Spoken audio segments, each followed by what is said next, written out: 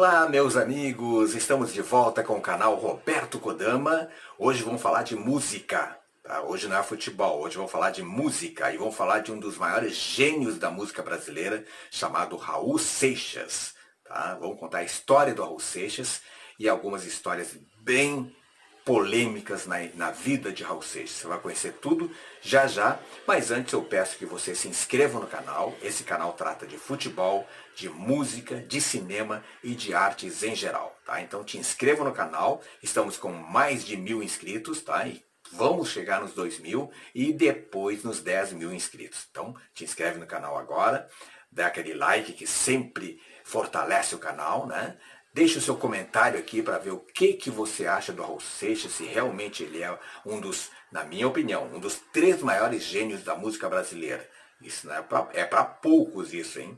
E também compartilhe nas suas redes sociais, tá bom? Pois Raul Santos Seixas foi o pai do rock brasileiro, tá? Considerado o pai do rock brasileiro. Se vivo fosse, ele estaria com 75 anos, ou seja, ainda podia estar na ativa, né? Tem muita gente aí com 75 anos na ativa, tá?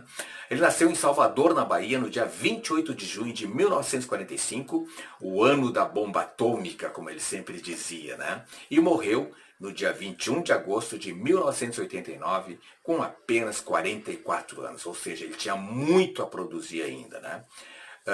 Quando criança ele era um péssimo aluno, tá? Inclusive repetiu aí 3 anos a segunda série, tá? E o motivo, por que ele era um péssimo aluno? Porque ele não ia às aulas, ele gostava de escutar rock, né? Ele, em vez de estudar, ele ficava ouvindo rock, vendo filmes do Elvis Presley, lendo livros, principalmente de filosofia, e escrevendo muito. Ele gostava muito de escrever na sua infância e na sua adolescência. Em 1959, ele fundou o Elvis Rock Club. Tá? E depois de mesmo famoso, né, ele seguiu admirando esse grande artista chamado Elvis Presley. Então ele admirava Elvis Presley, além de Little Richard, Chuck Berry e Pink Floyd. Tá? Na adolescência ele cria a banda chamada Os Relâmpagos do Rock. Olha o nome da banda, né? Os Relâmpagos do Rock. Tá? Depois batizado de The Panthers. E mais tarde as Panteras, né? Panteras, na verdade. Né? E em 1967 ele conhece o seu primeiro amor, tá? A Edith. Né? Os pais da garota não curtiam muito o Raul Seixas e não era muito dele se casar com a Edith. Tá? Só que, por quê? Porque ele só queria saber de rock and roll, não queria saber de estudar, tinha um futuro indefinido. Né? Só que aí, o que o Raul Seixas fez? Começou a estudar, estudar, e passou na faculdade de Direito. Aí os pais aceitaram o cara, né? O cara é formado em Direito. Ele passou na faculdade de Direito, ele é um estudante de Direito. Tá, pode se casar então. Aí eles se casam, né? Mas logo que se casa ele larga de mão os estudos e volta pro rock and roll de novo, tá? Pois em 1968, né? A estreia na música com Raulzito e os Panteras. Nessa época ele não era Raul Seixas, ele era Raulzito, tá? Um disco aí que vendeu pouco, né? Ele chega a passar fome, tá? Esse grupo, Raulzito e os Panteras, eles chegaram a fazer shows com Roberto Carlos, eram banda de apoio do Gerry Adriani, por exemplo, né? E aí, como não deu certo, né? Volta para a Bahia, né? Como eu falei, chegou a passar necessidades, o Raul Seixas, tá? O amigo Gerry Adriani, nessa época então, ele deu aquela força para o Raul Seixas, fez ele se tornar um produtor musical, né? E até que foi contratado pela CBS no Rio de Janeiro. CBS que era uma grande gravadora na época, tá? Onde ele produziu discos de Gerry Adriani, Trio Ternura, Diana e Renato e seus Blue Caps, entre outros. Tá? Aliás, grande sucesso da Diana, como Ainda Queima a Esperança, é da autoria dele. Doce Doce Amor, do Gerry Adriani, também é da autoria dele. Entre outros grandes sucessos nessa época, ele incursionava também pela música brega. Né? Mas ele foi demitido, tá? Foi demitido. Por que ele foi demitido? Porque ele, aproveitando que o diretor da CBS estava viajando, ele resolveu gravar um disco sem o conhecimento dos diretores. O disco se chamava, olha o nome do disco, Sociedade da Gran Ordem Cavernista apresenta a Sessão das 10. Tá? E sem o conhecimento dos superiores. Tá? O disco, inclusive, era um projeto do grande Sérgio Sampaio, né? Um dos grandes nomes da MPB da época, Ed Starr e Miriam Batucada. Tá? E foi um fracasso. Né? Foi um fracasso esse disco. Teve, inclusive, letras picotadas, né? Pela censura. Né? Em 1972 acontece a grande virada na carreira de Raul Seixas. Tá? Foi sucesso no Festival Internacional da Canção da Rede Globo, né?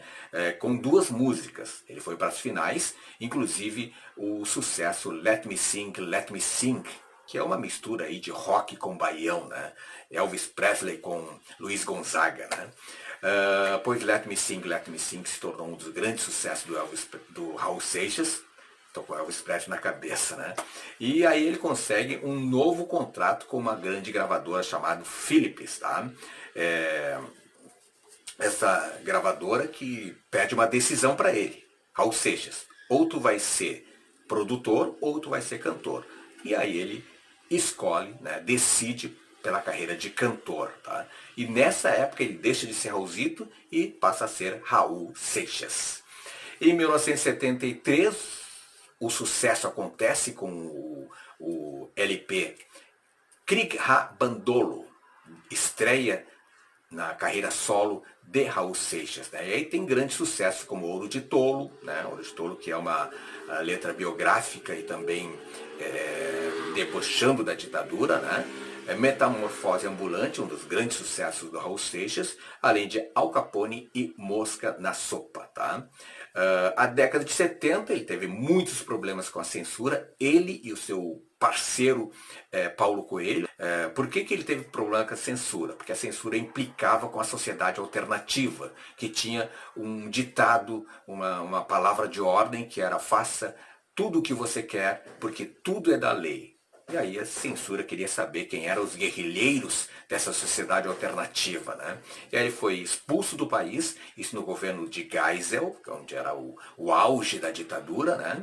E diz ele, né, diz a lenda que ele, lá nos Estados Unidos ele conheceu o John Lennon, coisa que nunca foi comprovado. Né? Aí ele grava e faz sucesso, né? Faz sucesso numa parceria já com o Paulo Coelho, hoje mundialmente conhecido como escritor. Ele grava aí o grande sucesso dele, que se chama Gita, que vendeu 600 mil cópias, foi um sucesso estrondoso, primeiro lugar nas paradas nacionais, né? E com isso ele tem como é que eu vou dizer assim, a autorização para voltar ao Brasil, porque agora ele era patrimônio nacional. Tá? Ele volta para o Brasil, né? E em 1975, mais sucesso ainda, com músicas como Tente Outra Vez, do disco Novo Aeon, que não foi um grande sucesso, mas dizem ser a obra-prima do Raul Seixas, né? Novo Aeon, o LP. Tá? E nessa época, em 1975, ele se separa da esposa Edith. E a Edith vai para os Estados Unidos, leva a filha dele, Simone. Tá? E aí, em seguida, ele se casa com a Glória, que é a segunda companheira dele, né? Um relacionamento que dura aí 3 anos e coisa do destino, né?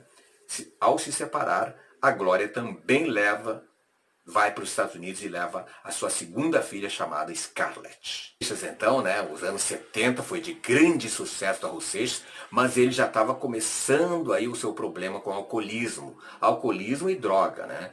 Bebida alcoólica com cocaína, é uma mistura bombástica, né? E aí ele, em 1975, no auge do seu sucesso, ele faz uma cirurgia para retirar parte do pâncreas. Aliás, pancreatite foi o problema para a sua saúde. Né? Em 1976 ele grava mais um sucesso, Há 10 Mil Anos, né? E em 1974, nessa época aí tem aí uma história contado no livro do J.B. Medeiros, Raul Seixas, Não Diga que a Canção Está Perdida, onde ele teria aí, conforme o livro, né, conforme o J.B. Medeiros, ele teria traído o amigo e parceiro Paulo Coelho, entregando o amigo para a ditadura, onde Paulo Coelho teria sofrido aí torturas e coisas mais, ele e a esposa dele, né?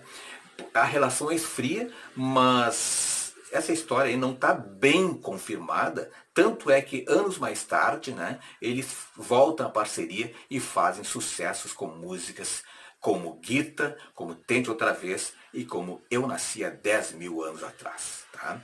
Em 1978, a terceira esposa, Tânia, um relacionamento que dura 1 ano, e após o término da relação ele cai em depressão e aí o problema com o alcoolismo explode de vez. Né? Em 1978, portanto, a terceira esposa, e em 1979 a quarta companheira, Kika Seixas. Tá? Os anos 80 é de altos e baixos para Raul Seixas. Tá? Agravam-se os problemas com o alcoolismo, né? Alcoolismo que destruíram lentamente a sua saúde. Ele que tinha problema de diabetes e também de hipertensão. Tá?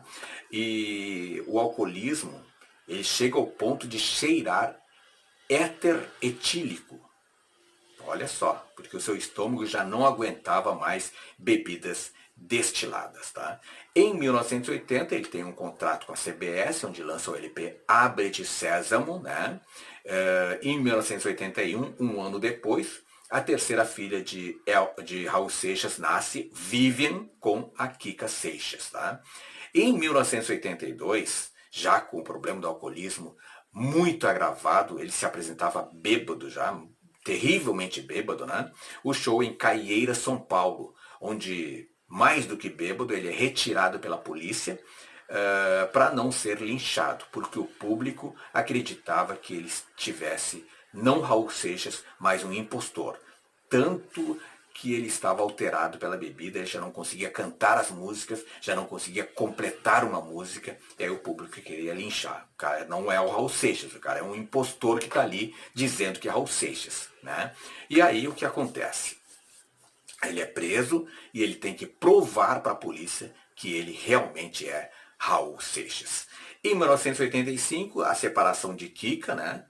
Também nesse 1985, né? Também nesse ano acontece o último show da vida dele. Em 1986, a quinta companheira, chamada Lena, ele teve 5 esposas, portanto, né? E em 1989 lança o último álbum, ele que é resgatado pelo Marcelo Nova. Marcelo Nova, que é cantor aí vocalista da banda Camisa de Vênus. Tá? Então ele é resgatado, né? O Marcelo Nova traz ele de volta e gravam o último álbum dele, chamado Panela do Diabo. Um disco que teve um certo sucesso, vendeu 150 mil cópias. Fizeram 3 shows e teve um sucesso chamado Carpinteiro do Universo. E no dia 21 de agosto de 89, né, a morte de Raul Seixas, de pancreatite, né, o enterro, até na morte, o enterro foi rock and roll, né, pois o velório que aconteceu no cemitério Jardim da Saudade, Salvador, Bahia, né, lotado de fãs, histéricos, desesperados, né, alguns invadiram a igreja, tá? Gritando viva a sociedade alternativa, e aí colocaram caixão nas costas, ameaçando levar o caixão embora. Tá? A ideia era levar o cantor para dar um rolê, né? Tomar cerveja e fumar baseado. Tá? Portanto, no último momento, né, de Raul Seixas, no velório do Raul Seixas, também foi um lance rock and roll. Tá? Portanto, aí está, né? Um dos artistas mais geniais da música brasileira, um artista único, um artista original. Ele não era apenas rock and roll, ele era do baião, ele era do samba e ele era da música brega. Raul Seixas, o cara que cantava o amor em estilo rock and roll. Tá? Só lembrando que ele gravou mais de 20 discos e mais de 300 músicas. Isso em pouco tempo, né? 44 anos durou a vida dele. Se você gostou do vídeo, agora sim, deixa o seu like, tá? Deixa o seu like para fortalecer o canal. A gente vai trazer muitas histórias de música, de cinema e de futebol. Tá? Brasileiro gosta de música, cinema e futebol. É ou não é verdade? Deixa o seu like então, te inscreve no canal, tá? Precisamos chegar nas 2.000 pessoas inscritas, tá? Para chegar aí no tão esperado 10.000 inscritos que eu espero que seja logo, logo, tá bom? Muito obrigado, tenha todos um bom dia, um bom fim de semana, fiquem com Deus.